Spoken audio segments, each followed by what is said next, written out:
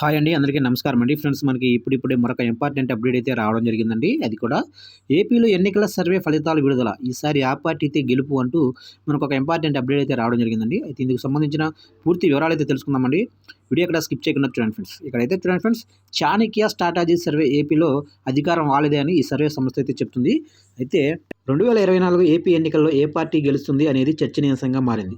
వైఎస్ఆర్సీపీ పార్టీపై గెలవడానికి జనసేన, టీడీపీ కూటమిగా ఏర్పడ్డాయి.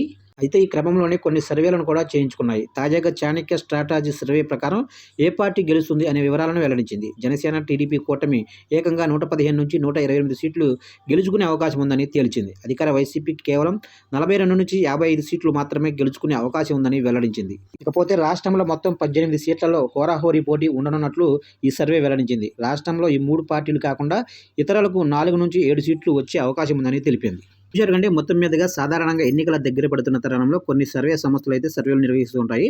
అలాంటి సర్వే సంస్థ అయితే వెల్లడించింది. అయితే టీడీపీకి 115 నుంచి 128 సీట్లు అయితే వచ్చే అవకాశం ఉందని, అలాగనే అధికార పార్టీ వైసీపీకి 42 నుంచి 55 సీట్లు రావచ్చని, అలాగనే మిగతా 18 చోట్ల హోరాహోరీ పోటీ ఉంటుందని, అలాగే ఇతరులకు కూడా 7-8 సీట్లు రావచ్చని అంచనా వేస్తుంది ఈ సర్వే. ఏదేమైనప్పటికీ ఈ సర్వే సంస్థలు తారుమారయ్యే అవకాశాలు కూడా ఎక్కువగానే మనకు కనిపిస్తూ ఉంటాయి. మరి చూడాల్సి ఉంది ఫ్రెండ్స్, ఇంకా ఎన్నో రోజులు లేదు కాబట్టి.